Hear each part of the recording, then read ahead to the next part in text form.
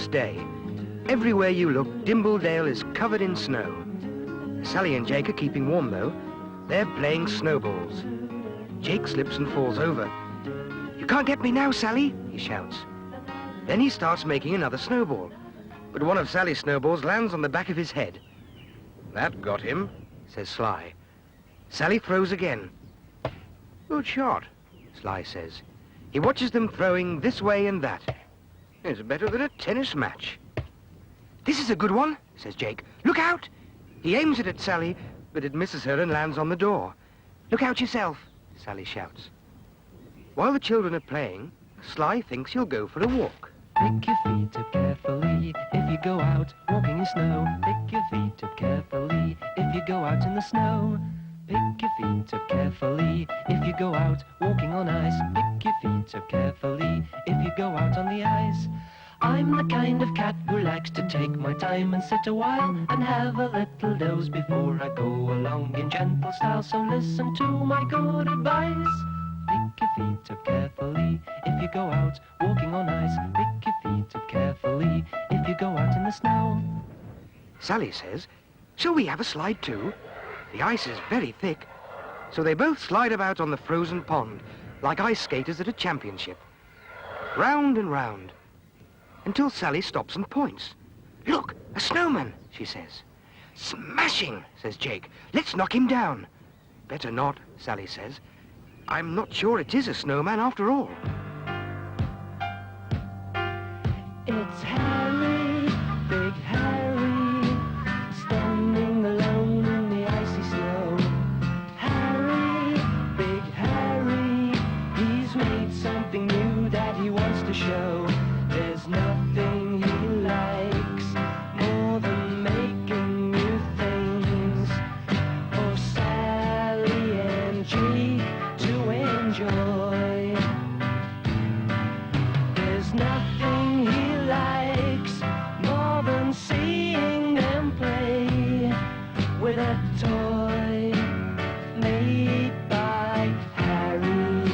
It's Harry, Big Harry, standing alone in the icy snow.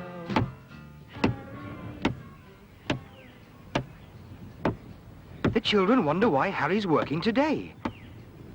"Happy Christmas," Harry says.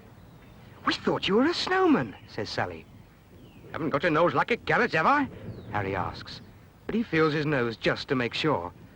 Then he says, "Come on, and have a look what I've been making." And he shows them a brand new sledge. "Just the thing for snow." Sally and Jake are delighted and thank Harry very much. They want to go for a ride on it straight away.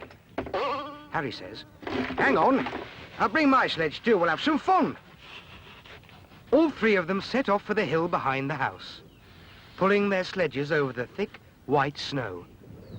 "I wonder where they're going," thinks Sly, but he's too tired to keep watching. Harry and the children stand at the top of the hill. "Here we are," Harry says. "Off you go then." Riding downhill on a sledge, wind is whistling in your face, rushing through your eyes and hair, rushing, whizzing. What a race!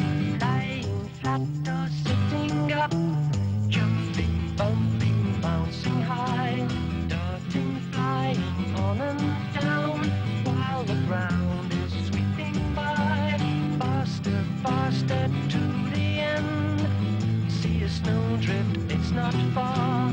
Feel the sledge go sinking deep. Squish, squash, here we are. "That was great," says Jake. Sally says it was funny too, landing upside down in the snow. Then Jake beckons. "Your turn, Harry," he shouts. "Coming," says Harry. "Coming!" Riding downhill on a sledge, wind is whistling in your face, rushing through your eyes and hair, rushing, whizzing. What a race! Lying flat or sitting up, jumping, bumping, bouncing high, darting, flying on and down, while the ground is sweeping by, faster, faster snowdrift, it's not far. Feel the sledge go sinking deep. Squish, squash, here we are. The children laugh. What a kerfuffle. I feel like a mashed tater, he says. I'd do that. Hey up, though. Can you hear something? They all listen. That's very peculiar, Harry says. It sounds like a sheep. Bleating. Well, I'll go to the foot of our stairs, says Harry. It's not a snowdrift, it's a blinking sheep drift. Jake wonders where the sheep has come from. Harry says he knows. It's one of Farmer Mary's. You best take it back to him. Come on, we'll cut across fields. As they get near the farm, they hear someone whistling. I wonder who it is, says Sally. They all stop and listen. It's the farmer, and he's sliding too. Someone's having a happy Christmas, says Harry, and no mistake.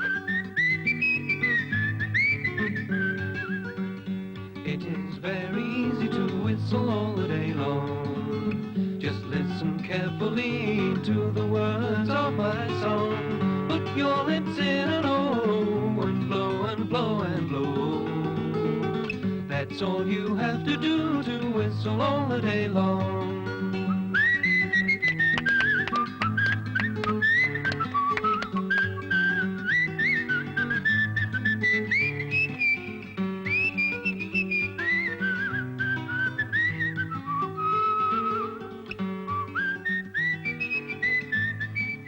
Farmer Mary is glad to have his sheep back. He must have left one of me gates open. Clumsy varmint. Suddenly there's a honking. Father has arrived in his car. Thought you might be here, he says. Want to lift home? Aye, we'll have to go, says Harry. There's a bit of a surprise waiting. So they all wish the farmer a happy Christmas and turn away. Now you know it's easy to whistle all the day long. But if you should forget, learn the words of my song. Put your lips in an O and blow and blow and blow. That's all you have to do to whistle all the day long. Oh, it's cold and blowy in the car. The children don't mind, though. They're too busy wondering what Harry's surprise is. Jake asked him once or twice, but Harry pretends not to hear. They must wait and see, and enjoy the ride. Taking a ride down a country road through the winter snow. Taking it easy as we go for a ride, for a wintry drive, for a ride, for a wintry drive tonight. Now the daylight's disappeared, headlights show the way. Night owls blinking in the trees as we ride, for a wintry drive, for a ride, for a wintry drive tonight. Twinkling stars in a purple sky help us on our way through the darkened countryside as we ride, for a wintry drive, for a ride, for a wintry drive tonight.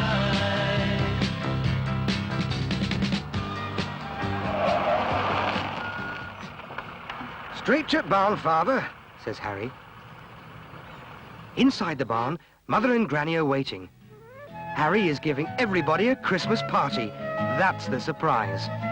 Sly is there too. I hope you're having a happy Christmas, he says. I am. And he goes back to sleep merrily.